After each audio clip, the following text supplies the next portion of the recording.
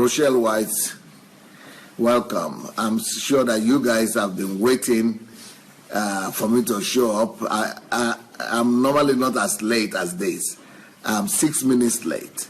And sorry for that. I was brainstorming here with the young men that I have with me, young men and ladies.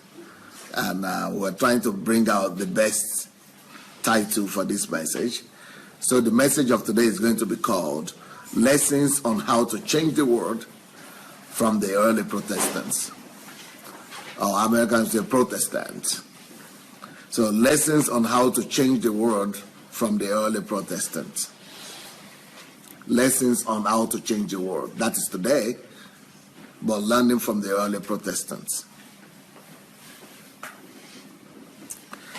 All right, so we are here in the retreat in the Asian. So please, will you please help me welcome my audience? Hello. Good morning. So let's welcome each other. Please come alive. Good morning.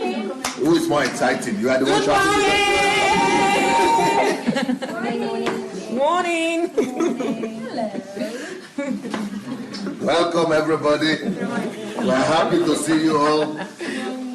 So every one of you, wherever you are watching from, Australia, America, New Zealand, Nigeria, Ukraine, right? Europe, England, wherever you are watching from, we're saying welcome. We are here in Kyiv, Ukraine, and we are ready to take on the world. We are ready to take on the challenge of our generation, of our world, and the message of today is going to help us do that. Hello? My God. It's a chronic disease. Distracted all the time. You could never focus on what's going on. You be looking at me and what we are doing here, not your iPhone. Fine, you need to get deliverance from phone. And I don't have one, thank God. I don't use phone. Because it's still small from you than it gives you. Okay. So welcome everyone. Your husband, Kakrasa. Your husband is just saying hi. So he came in the right time.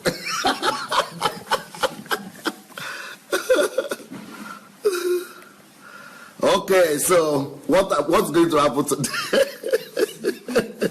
What's going to happen today is that I'm going to be teaching on this topic based on the research that I've done and that I've come to, the conclusion that I've come to. And this research, I've written it down, I've documented it, and I've written it down as an article. So I have an article here.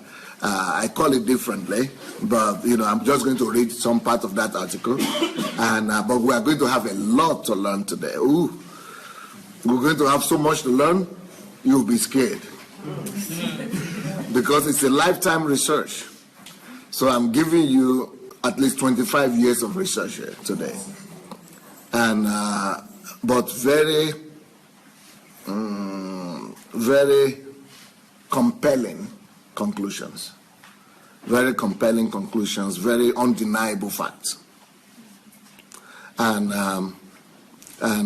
it's really going to revolutionize your Christianity if you are serious about that. And it's really going to equip you to take on your word if you are thinking about that.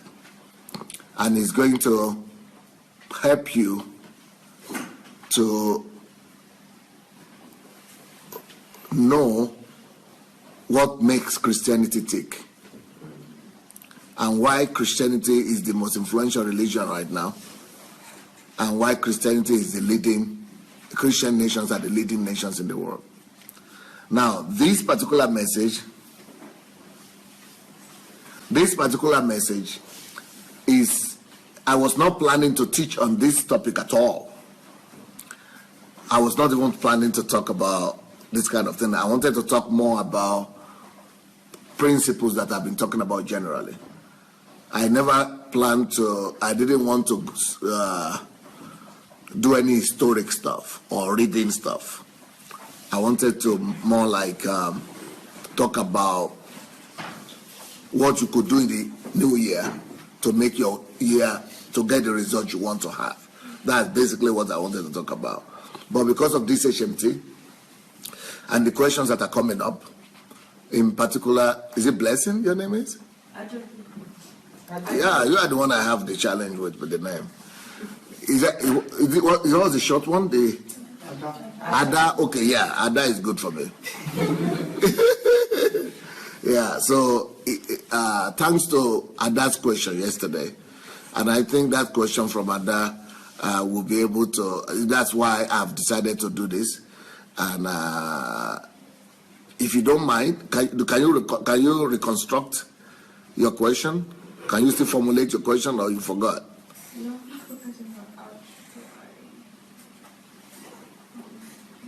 Okay, I think basically what she was trying to say is that why is it that the leading Christians, the leading industrialists and people who brought about civilization in our world, and people, the scientists and the great minds of old were mainly Christians, like Isaac Newton and Galileo and all those kind of people. Why is it that they were Christians and now there are no more Christians mostly doing these things?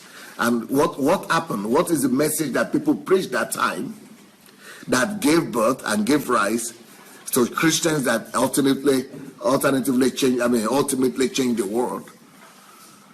And why is it, what has changed? Why is it that today the message that we preach is rather making us to lay back, and not even be able to produce the same result that the old Christians were able to produce?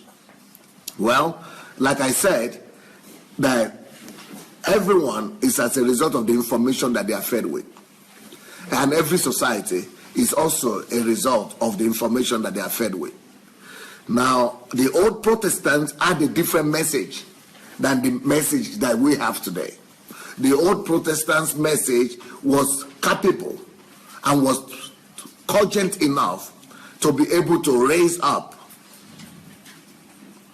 those kind of men, Christians, that were capable of changing their generation. The messages of the old Protestants were strong enough and holistic enough and healthy enough that they were able to raise up the great minds, great men, and nation changers. But the messages that most of our churches preach today, they have totally been watered down, and they are a betrayal of the message that the early Protestant taught about. So the reason why the Christians of today would rather want to have instant gratification and get something for nothing and look for miracles instead of working out for their change is that is the message they are being fed with. So because of the message that they are being fed with, they are becoming people who cannot do anything, who cannot even make any difference in their world. So today, I want to expose to you the research that I've done about why 75%, actually it used to be 85% of all inventions in the world came from the Christian nations. Later on, other nations began to catch up, so it's reduced to 75% now. But all industrialization of the world is 75% Christian based. So what is the reason for that? And what message did they teach and preach that is different from what we are preaching today? So I have my able friend and helper here. That is Mrs. Ireti Ojekwa. She's going to help me to be reading my article, but it's better for someone else to read it so that I will be commenting it. I will be commenting on it better. So she's going to be reading the article, and I will be commenting and letting you know, my thoughts on these things. But what I want you to do, both those ones at home and watching me on Facebook, and the people that are here, I want you all to be, I'm going to be mentioning points. Caroline, you remember the way I was mentioning points, and you will note down the numbers. Yeah, so this time you want to do the same thing. Maybe actually write down the points as well. Because here they are going to be maybe 100, but maybe 50, maybe 100 points. So, but I'm going to be talking them like sentences, but I will say the next point, because there will be so many numbers, I will not remember to say number 2, number 5 numbers, but I will just say the next point. So when I say point, next point, or something like that, always make sure that you get the main idea down, the main thought down. So here we are. Are you there, Ma? Yes, sir. Is Frank ready? So Frank is my helper here. You see, do what is convenient for you. If you want, you could sit. If you want, you could stand. I start first. I start, sir. So you ready? Here we go. All growth depends upon Please activity. louder. All growth depends upon activity. There is no development physically or intellectually without effort. And effort means work. Calvin Coolidge. Yeah, that's a quotation from Calvin Coolidge. Now, what it's basically saying here is that if you desire to have economic growth for your nation, because we are talking about countries that are mainly from Africa, we are African countries here. Why is it that we are not experiencing growth? Why is it that Africa is not experiencing civilization, development, growth? Is that what you desire for your country? We all desire to have growth, to have development, to have, progress, and to experience dynamic growth so that we catch up with the developed world. Now, for that to happen, there must be a propeller. And the propeller of any movement, of any change whatsoever, is the message that the country you are talking about, that the country you want to grow is being fed with. So who is feeding our nation, Nigeria, for example, or who is feeding your nation? For example, America. What is feeding America, or who is feeding America, is media. In America, it's just like the whole country has been conquered by media. It's like if you say the influence of the media in America is like 75%, while the influence of other church is like 25%. But in Nigeria, it's the opposite. Even the people in the media, they go to church. Everybody is going to church. Even all those actors we are watching on your Hollywood, they have some pastors. So Nigeria what is feeding the country is the church, the pulpit, either religion, either Christian religion or Muslim religion, but it's still the church, the pulpit. So whatever we have today, whatever result we have today, is as a result of the messages that we are being fed with as a nation from our pulpit. So if the message of today is not giving us civilization and development that we so much desire, it means we are not being fed with that material, with that kind of message.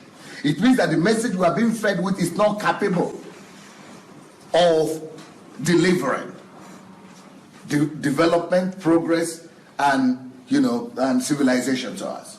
So, which means that the message from our pulpit must change to correspond with the outcome that we're expecting. It's just like saying that you have decided to cook. Let's say you have decided to do orange juice, to drink orange juice. But you are not putting orange juice into the juice, whatever. Into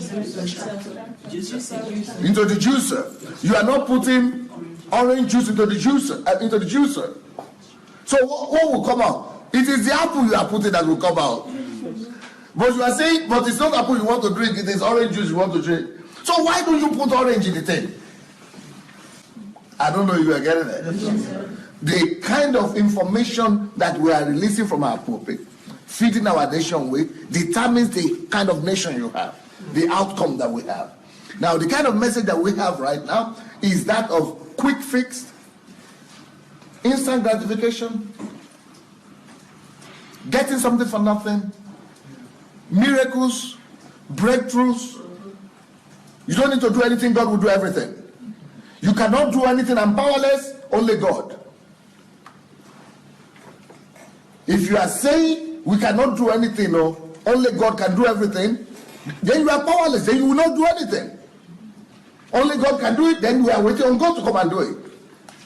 But it will not happen. God will not come and build your industries. God will not come and build a bridge. God will not come and bring your dams. God will not come and build your factories. God will not come and build your processed food. God will not come and build your roads, infrastructure. God will not. And you say, we cannot do anything. No, only God can help Nigeria. Only God. That is the message we have been preaching. And when you say only God, you are automatically passing down the message. On the left, you are not saying it like that, don't do anything. But subconsciously, that is how human beings are made. You don't put faith in your effort. And anything that you don't put faith in, it will never work. Because without faith, every activity is dead. Faith without work is dead. So if you are doing something, you don't have faith in it, it's dead. It will not yield the result. Because you don't really believe that it's what you do that can cause the change. You think that no matter what you do, it's only God that can bless it or can cause change. But when it comes to living on earth, to make you listen, when it comes to living on earth, I had said this before, and some of my viewers on Facebook, some of them were so pissed off, they couldn't believe it. Their religious mindset was so shaken that some of them got mad at me. In fact, some of them left. But either they leave or they come back or they never come back. This truth is still true. This truth I'm about to say is still the truth. Now, listen carefully. It's a very heavy one. I suppose that some of you will not take your bag and go home. But in your mind, you might do that after that.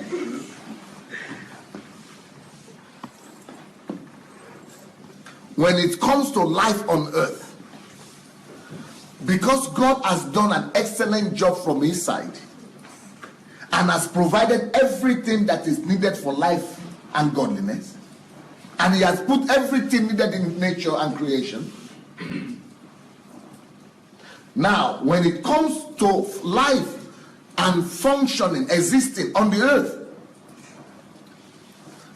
don't be afraid before I say, brace yourself, brace yourself.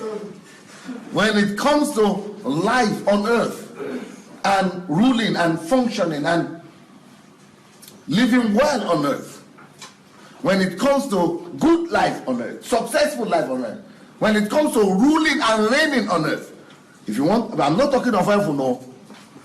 I'm talking of ruling and reigning on earth. Not just surviving on earth, but ruling and reigning. When it comes to ruling and reigning on earth or here, we all, and you too, you need more faith in yourself than in God. That's true. Yes. So when you preach to a people that only God can save Nigeria, only God, without God we cannot do anything, no. If God doesn't bless, what can you do? It's God, it's only God. You are not cultivating faith in yourself that what you do matters, or what you will do will make a difference. You are rather saying that no matter what you do, that it doesn't matter, it's irrelevant. That's what you are saying. And if you are saying whatever you do is irrelevant, it means you don't have faith in your ability to be able to create a change. So then you are not the one hoping to bring a change to your own society, to your own life, to your own family, to your own country, but you have made yourself incapacitated. You have made yourself like a paralyzed person, paralytic. And then you are now having a lot of faith in God, so that God will do it. But it will never happen, no matter what faith you have in God, though. God will not come from heaven to come and do what he has already asked you to do here. Even that God you are talking about, he doesn't have hands. He doesn't have feet. Oh, even eyes he no get for here. You wear his eyes, wear his feet, wear his arms. Amen.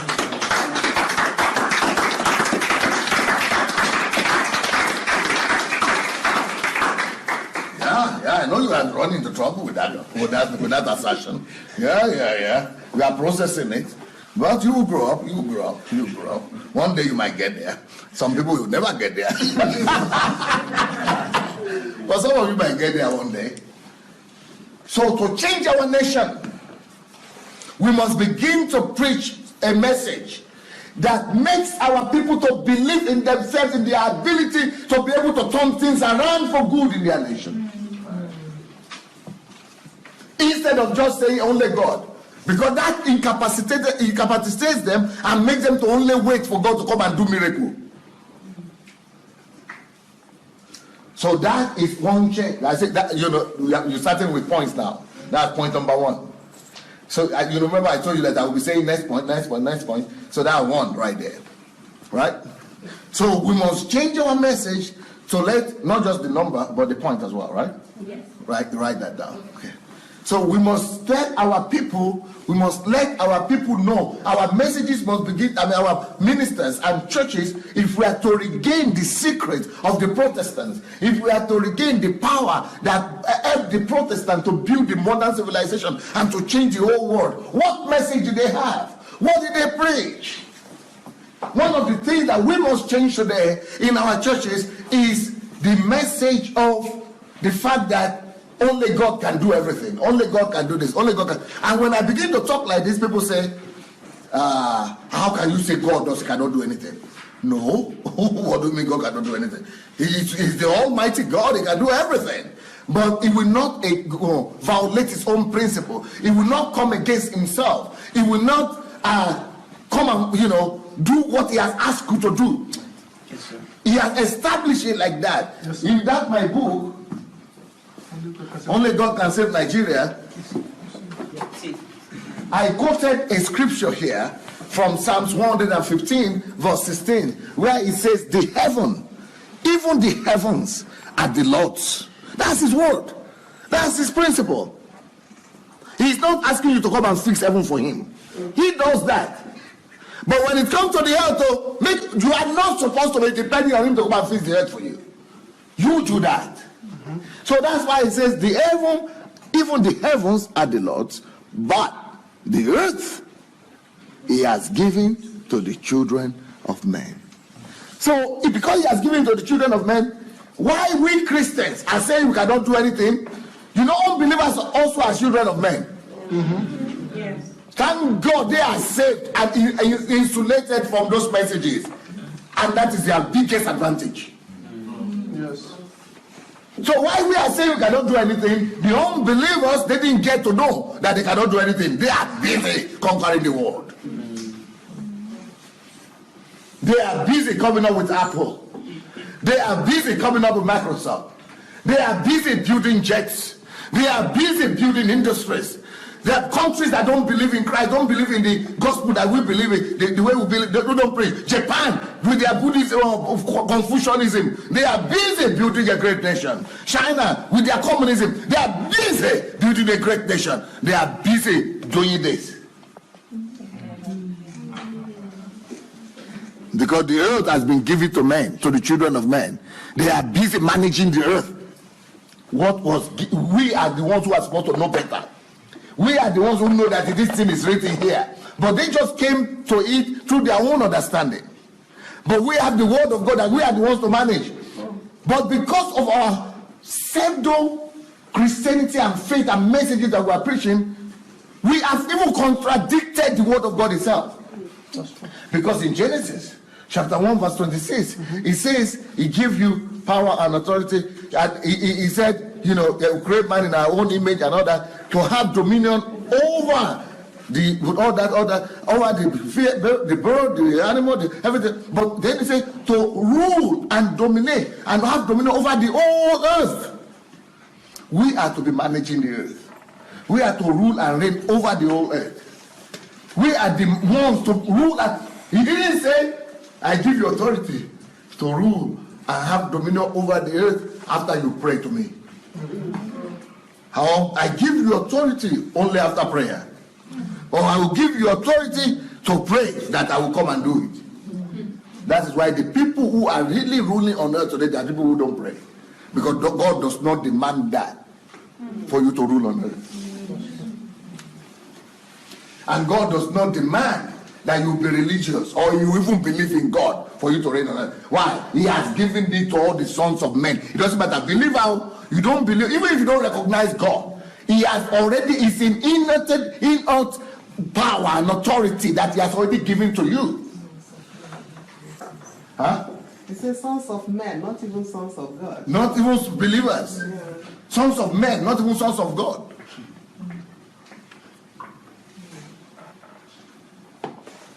So why we have just turned the whole world upside down, turned the Bible upside down. But I will tell you today how the Christians, the early Christians, the early Protestants, how they preach the same gospel. You will know that the gospel that you know today, the Christianity that you think you know today, is not the same Christianity that the early Christians preached. It's not even the same Christianity that the Protestants preached. But the people we are going to examine today are the Protestants, because they are the ones responsible for our civilization today. Please open the... Yeah.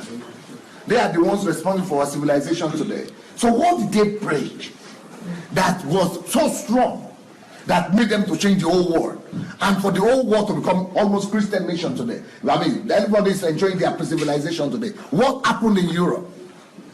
What did they preach? Because everything came from their pulpits. So the first thing is that I want you to note is that particular quotation from Calvin Coolidge. He says, all growth depends on activity. So another message that must change in our pulpit is we must replace messages of miracles, all these kind of breakthroughs, waiting on God to receive the will of God, or leading of God, or for God to speak, all kind of spiritual things that makes you to wait, and replace it with the message of action. Yes. Because we are not men of faith until we are men of action. That's true, sir.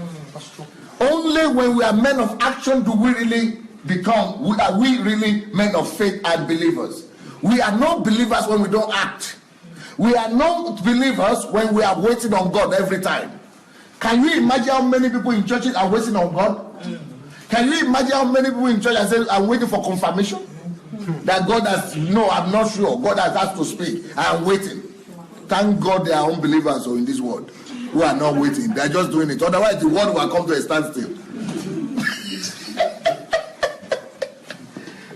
So any kind of message that's making you to wait for miracle, wait for confirmation, wait for revelation, wait for signs, wait for breakthrough, must be replaced. Because faith without action is what? Dead.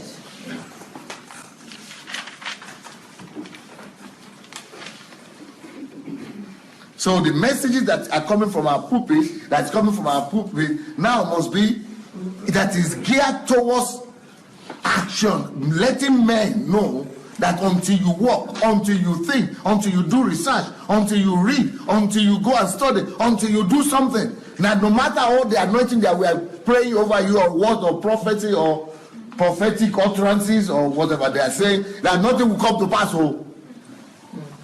But right now what we are telling them is that no, it doesn't matter what you do, we must come for that blessing, and it's the blessing that matters. The work doesn't matter. Yeah.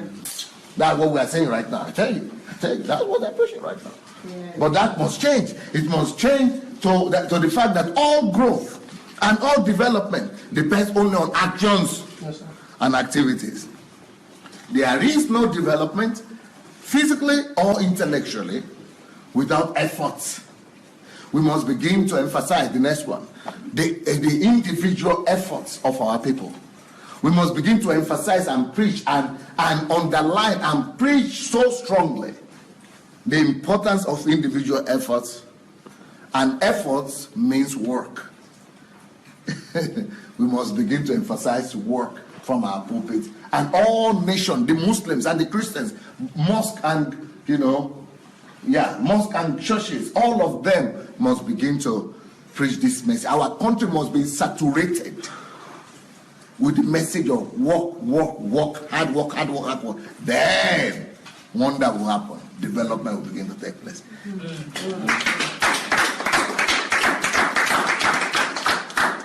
Okay, let's keep on reading.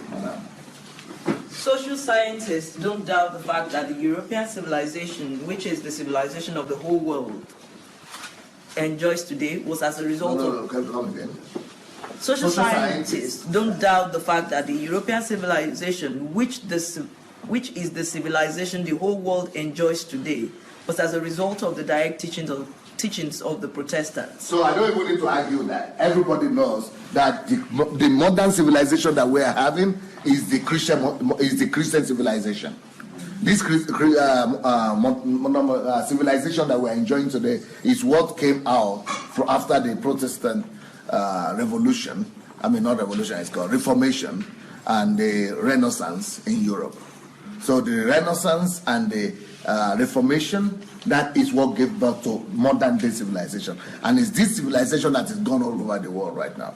So everybody knows that, yes? Yes. The need to write this article about the Protestant ethics and the role they played in the history of our civilization becomes more and more apparent to me as I look around the world and see the kind of messages that are being preached by our modern day Protestant Christians, Baptists, Pentecostals, Charismatics, and so on. So you see, I'm just asserting to you the same thing I've said. What I've written in this article is that the reason I decided to do this research is because I see that the messages that Christians today are preaching don't correlate. So I wanted to find out what is the difference between what we are preaching today and what the early Protestants preached. Yes. In all things, showing yourself to be a pattern of good works. In doctrine, showing integrity, reverence, incorruptibility. Titus 2:7. Your Titus 2:7 is emphasizing, is confirming this, that the message, so this is the biblical message. The message of work, effort, personal responsibility, and all that is inherent in Christianity.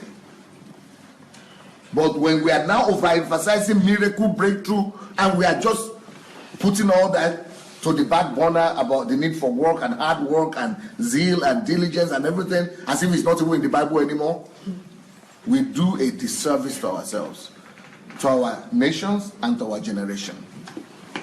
If the teachings of the early Christians changed Rome and the entire Roman Empire, we can't point to any great change that the teachings coming from our pulpits today are producing upon our world in general. So you say that even before the early Protestants, let's go back even.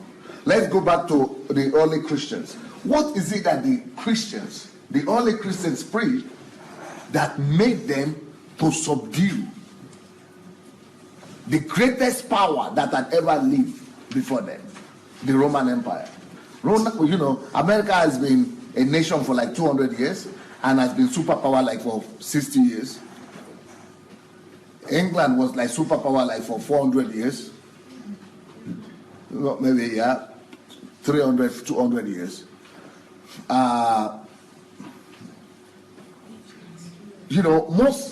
No empire ever lived to be superpower for almost 1,000 years. Only Roman Empire.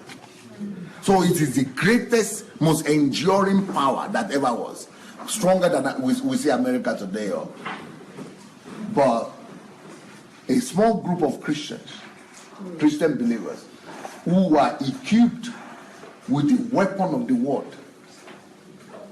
and the truth of God and faith in their hearts. This small group of Christians, starting with 12 of them, they were able to penetrate into the biggest, the most powerful military force, the biggest economic power, political power of that era, Roman Empire. Roman Empire ruled half of the world. with their own governors all over the place. And Christianity, what did they preach that turned Roman Empire on his head until the old empire collapsed and Christianity kept on going strong? What is it that they preach? What power was in Christianity that changed that kind of empire, that kind of power and force? Because they preached the right gospel, you see. And we today, we cannot even shake our city. Some people cannot even change their gospel, cannot even change their village. Talk less of their country. Talk less of the whole world. Paul was testifying and said that he had preached and subdued all of Asia to God in Romans 15. And they were now going to Europe in one generation. So what did they know? What did they preach that we don't know today? Because that message of instant gratification, that message of blessing, that message of we cannot do anything, only God can do anything, everything, is an anti-Christian gospel that is doing more harm to Christianity. Even though God is a miracle worker, even though God, is a healer, is a miracle worker, but we don't look for miracles in Christianity. That's not the message. Those people believe in miracles, so the early Christians, they had more miracles than we are having today. But the miracles were following them. They were not running after from one place to the other for looking for miracles. That's the difference. And he even said it, that these signs shall follow them that believe. But today, we are the ones, we are the searchers and the lookers. We are the ones looking everywhere to the end of the earth for miracles and for blessings. It's the wrong gospel. So, even the early Christian faith, we saw the power of Christianity. We need to regain it back. So that's another point why we must change our message. If the teachings of the Protestants in Europe gave birth to the Protestant ethics and the modern civilization, it becomes alarming that most of our charismatic the early Christianity gave birth to the conquering of Rome and the old Roman Empire, and the middle Christianity that the Protestants gave birth to modern civilization. So it means Christianity has power, not just power to heal, because those days, even though they had power to heal also, but they were emphasizing more the power to change nations, the power to change the world, the power to subdue the earth. That's why Jesus was saying, go and make disciples of all nations. Even though he had power to heal, but he was emphasizing the power to change nations. Then he said, go and make disciples of all nations. Even though he had power to do deliverance, but he was not talking about deliverance. That same power should be the one that is used to disciple all nations and the whole world. So their emphasis are not individualistic. They are rather global. So emphasis must change is another point that we must also know. Emphasis of our messages today must change from individualistic emphasis on blessings, my personal blessing, my personal breakthrough, my personal healing, my personal this and this, into global, universal blessing. Yes, please. It becomes alarming that most of our charismatic teachings today mainly concentrate on individual aggrandizement. The kind of gospel that our churches are preaching sometimes are not powerful enough to change the very street where these churches are located. Say that again, louder please. The kind of gospel that our churches are preaching sometimes are not powerful enough to change the very street where these churches are located, talk less of the nation where they are. Because even sometimes, it's not just one church that is one street though. So I think we can say that church is weak, that's why they couldn't change the street. What about if there are 10 of them? 10 churches in one street, and yet the street cannot be changed. It means there is something fundamentally wrong with the message we are preaching. Yeah. We're not even going to throw the challenge of changing a whole generation before the modern day church. This generation of believers don't even know what that means. The basic teachings of the Protestants was all surrounding values, ethics, and morals. The Protestants' teachings affected the view of the populace to work. Through their teachings, they dignify even the most mundane professions. According to them, any professional work that adds to the common good of man must be respected and it is dignified. They taught the Protestants that every work is sacred as long as the believer does it to the Lord. Okay, now, this is the biggest emphasis of the Protestant teaching. This is not the biggest emphasis of the early church, but we are talking about, like I said, the Protestants, okay? So in this article, I'm writing more about the Protestants, okay? Because that's closer to us, and that is what we're looking at. They change their world in terms of civilization, not just in terms of subduing them to faith, but in terms of conquering every sphere of life, all right? So what is it that they mostly emphasized? I will still give you all other teachings that they did, all their doctrines. I will give you all the doctrines of the Protestants. But the most fundamental doctrine that the Protestants had, the overwhelming one, the all-encompassing, the more comprehensive teaching that they had, the basic one, is the fact that they will teach about values, ethics, and morals. Right? That's one. Values, ethics, and morals. They were strong on these things. Just like we are strong on miracles today, that is how they were strong on values, ethics, and morals. We need to go back to that. We need to restore that if things are to change. Next one. That is still good, but that is in general. But more concretely, what particular value do they emphasize above all other values? The Protestant teaching affected the view of the populace in their view to work. It is the most important value system that they emphasize, work. And they call it the dignity of labor. They did everything to dignify any kind of work. They dignify any kind of labor. So it doesn't matter if you are a cleaner of the toilet or cleaner of the street or you are the prime minister, they view every work as very important, and no one is less important than the other. So the dignity of labor was their most important value system that day. So through their teachings, they dignify even the most mundane of professions. According to them, any profession or work that adds to the common good of man, that if your work is not stealing, is not subtracting from the common good of humanity, but anything you are doing, if it's adding to the common good of man, that it deserves to be honored. That work is dignified. It must be dignified. That work has dignity in itself. Everybody must respect you. Everybody must honor you. So they said every work must be respected and every work is dignified.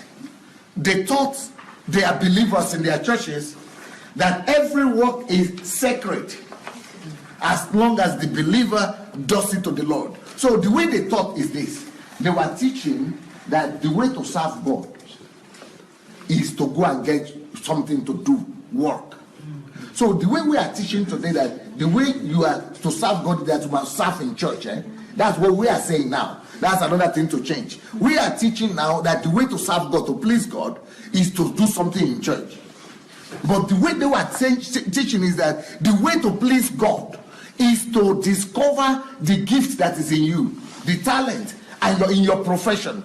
They were not talking too much about your purpose, but they were talking about your job. We now talk a lot about purpose, but they call it job, your work. So any work that you have, they say you must do it as if you are serving God in the church. So just like the priest is serving God. So for them, full-time ministry is what you are doing.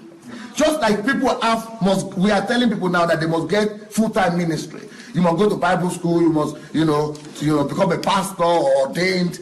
For them, it's the same ordination like the priest or pastor will have. It's the same ordination that you have to do your work that you are doing.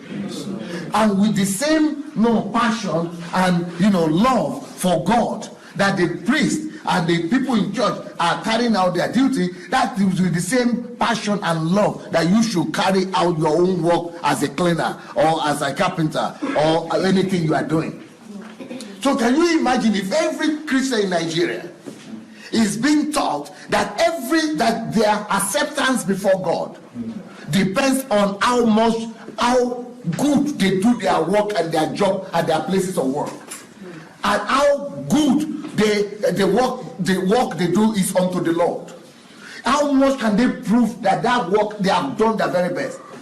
Buildings will not be collapsing, planes will not be dropping, toilets will be working, toilet paper will not disappear, finishing instructions will be in the houses, empires, I mean whatever, mansions will not just be sitting down there and inside is just full of cracks. You know, everybody will be doing their work to the best of their ability as unto the Lord. Can you imagine that every church will be preaching this? Isn't that written as well? That's one of the most important points. That every church will be preaching that everything you are doing, you must do to the best of your knowledge. Even though it's written in the Bible like that. That everything you do, you should do as unto the Lord. But they preach it as a doctrine. But they preach it also not just as a responsibility that you should do it as unto the Lord. But they also preach it as from the aspect that thing you are doing is not just accepted before God. But that thing you are doing, the society recognizes it. That work you are doing, it doesn't matter how mundane it looks, that the society, they make sure that the society honor that work, anybody's work, and that your work has dignity. They convince all Christians to look at their work, no matter what it is, with dignity. To see themselves as dignified because they are working for the Lord. They taught them as that they were soldiers of the Lord in their workplace. That they should work as if they are military men, as if they are soldiers. That nobody will, that is called to the army of God should engage himself with vanity. That they shouldn't have any form of vanity in their work. They should do it as soldiers of the Lord. That's why they were able to build Europe, industrial Europe. Everybody was doing their best. Everybody was doing excellent job. They were teaching them that if you do a share like this, that it should last for 2 or 3 generations to come. Anything you do must last for the next 2 generations. Those are the kind of teachings they were being given. Can you imagine? So that the road in Nigeria will last for 2 to 3 generations. My grandchildren, the airport, the aircon, everything. That is what brings about quality. And that's what brings about industrialization and quality production. Somebody must adopt this and begin to teach it again. We must start movements, mass movements, civil movements, not just in churches, but even as civil organizations, to begin to campaign for these values again. And this is how we could bring about hope. And this is how we could use Christianity to affect our world again and to change our nation, bring about development and civilization.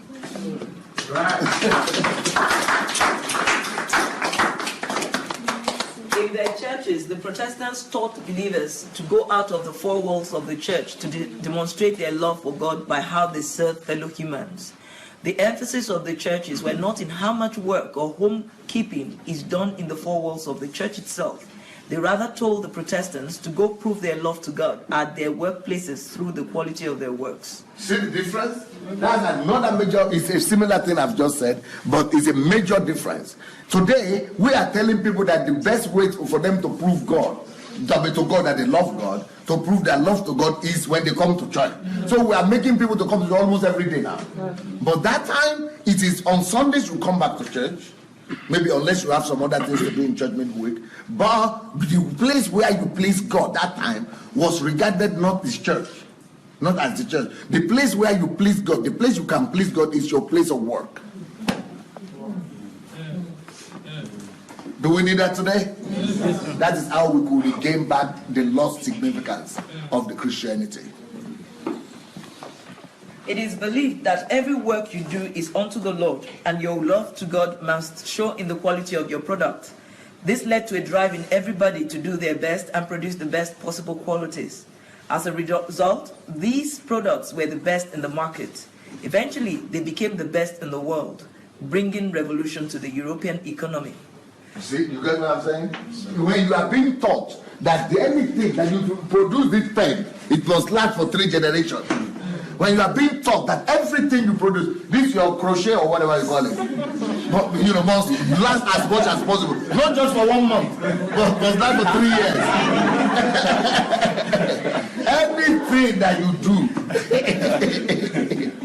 Anything that you do, clothes, It must last not just for 2.5 years, but for 10 years. Anything that you do then you begin to do so much quality.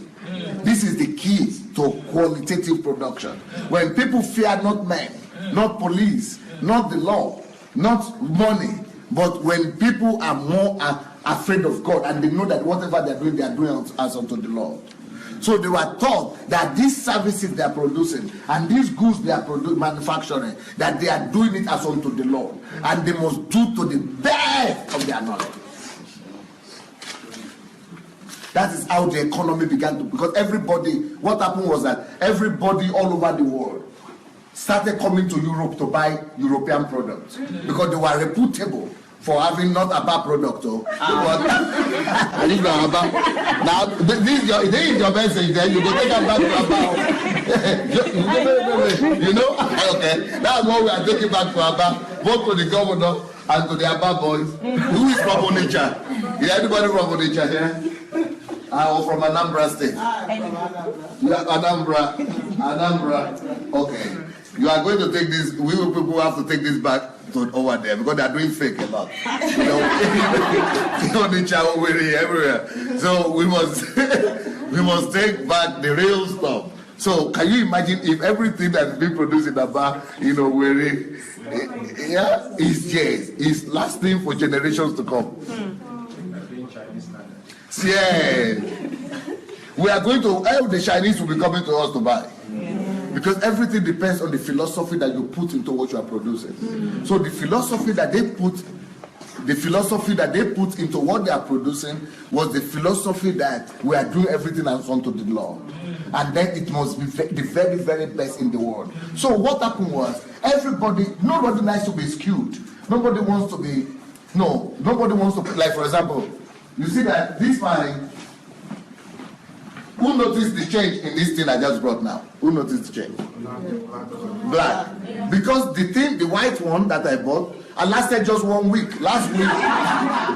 Yes, and I've been spending, okay, that one was 800, no, 2 of them I bought, 800 grivni or something like that. So in the last 3 months, I've bought like 10 of these.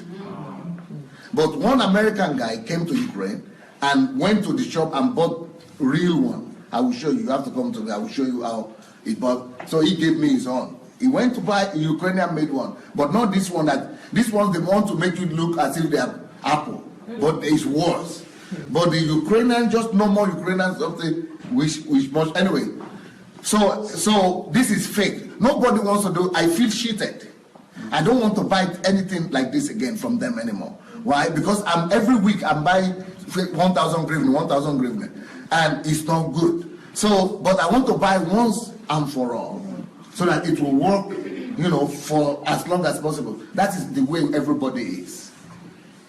So when Europeans now started producing quality things that were lasting and better and serving better than everybody else, people from all over the world, Europe became the destination. Before it was the Europeans driving all over the world to sell their things and to explore and get things. People started coming to Europe. Everybody wanted to buy things that were made in Europe. It's all coming as a result of the teachings of the Protestant churches.